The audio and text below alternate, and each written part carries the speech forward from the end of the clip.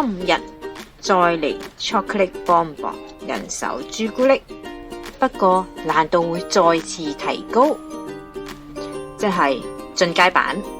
進階版用嘅工具會比一般嘅多，時間嘅掌握係非常之重要，亦都係某一啲朱古力 bonbon 會賣到40蚊一粒嘅原因。所以有陣時食朱古力唔好以為哇40蚊一粒同4蚊一粒冇乜分別啫，分別就係手工同時間嘅重要性。喺開始之前，請 follow 我哋嘅頻道啦。喵！準備朱古力模，用之前記得用棉花抹乾淨。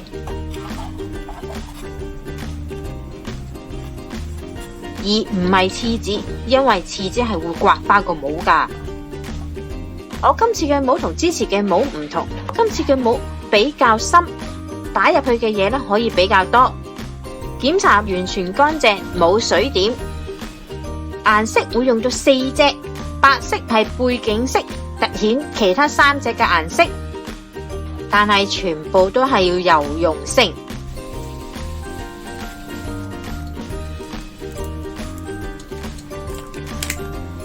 將可可脂溶化，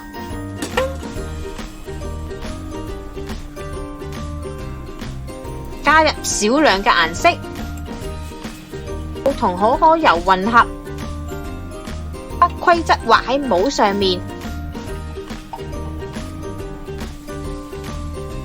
等第一層乾咗先好油第二層。嚟到呢度睇落唔係好似好簡單，今次我就會用到顏色噴槍，一層一層將模噴至白色。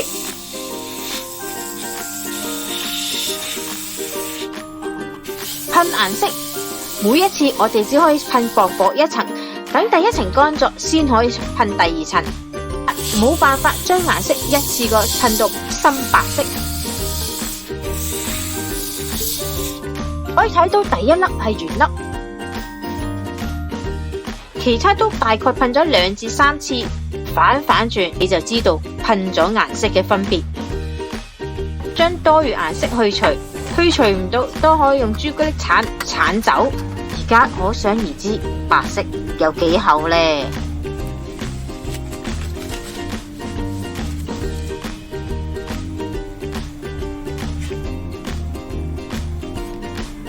今次我會用到牛奶朱古力，底色係啡色，所以我先要噴白底嚟凸顯我原本顏色。想知道調溫嘅溫度同埋方法，可以睇我另一條片段。咁既然係咁，點解我唔用白朱古力啊？唔好以為白朱古力出嚟就係白色㗎，白朱古力出嚟其實係一種淡黃色，黃色嘅花紋就會俾佢完全遮蓋。而且我嘅試食團話，最近減緊肥，唔想再食白朱古力喎。朱古力隔水煮溶，點解？我啲朱古力點溶都溶唔到成嚿屎咁嘅？溶咗之後又有一粒粒，啲油又好似飆晒出嚟。原因有幾個：一，你個水嘅溫度太高，朱古力已經熱壞。而另一個原因就係朱古力擺嘅時間太長，尤其是開咗口，吸收咗空氣入邊嘅水分，令到濕氣過重。佢都可以用嚟做其他嘅東西，只不過唔可以再做調溫。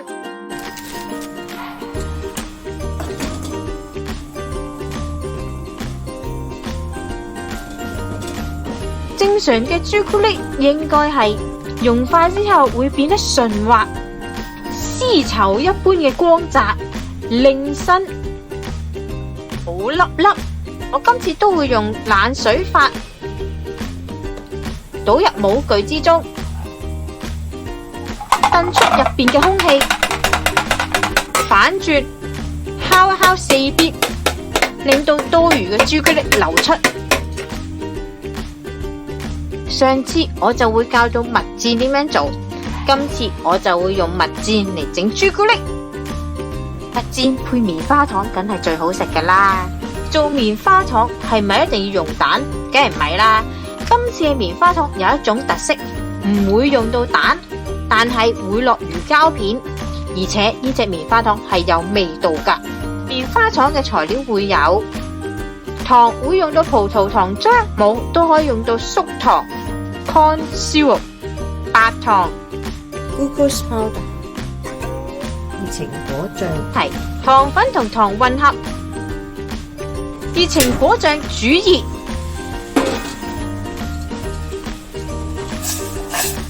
加入砂糖，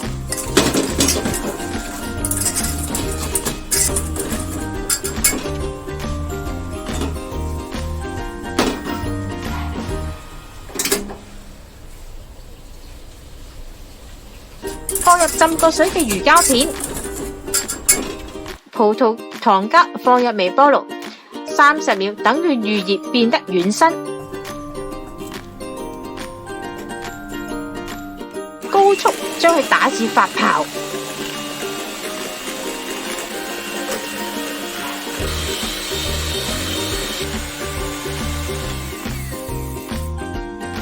見到有拉絲狀，咁就完成噶啦。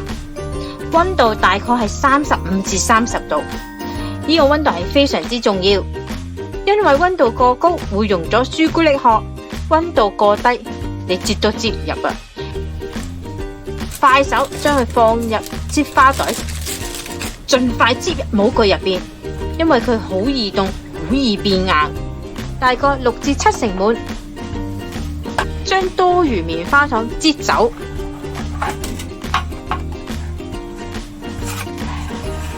放入我哋上次做嘅蜜餞，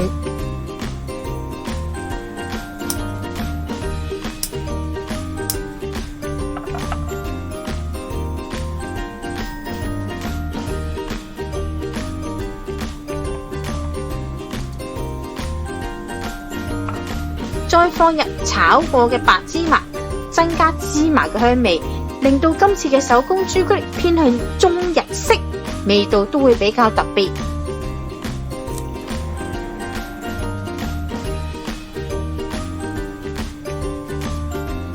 再嚟收口嘅部分，一張朱古力軟膠，調溫好嘅朱古力，推開成為薄薄一層，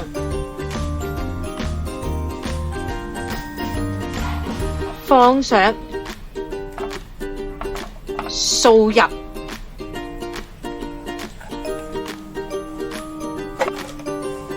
室溫休息大概10至20分鐘。有幾粒朱古力閂唔到口，係因為擠棉花糖過於貪心，擠咗9成滿，令到個口冇辦法閂得埋。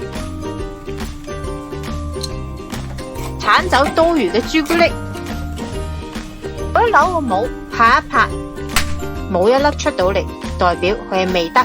翻去雪櫃5分鐘，離模嘅狀態，代表嗰粒朱古力就係得噶啦。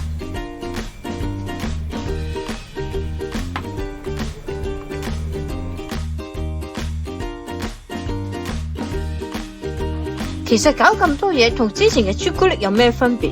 點解要用到朱古力槍啊？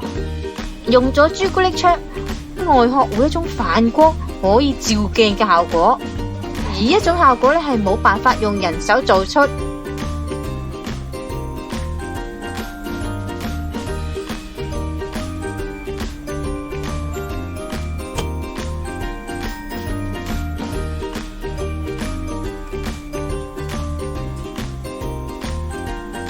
今日嚟到呢度啦，詳細嘅食譜我哋會擺落 Facebook 嗰度，有興趣嘅大家可以去睇一睇。請 like 我哋嘅 Facebook 同埋 YouTube，以便獲得更多嘅資訊啦。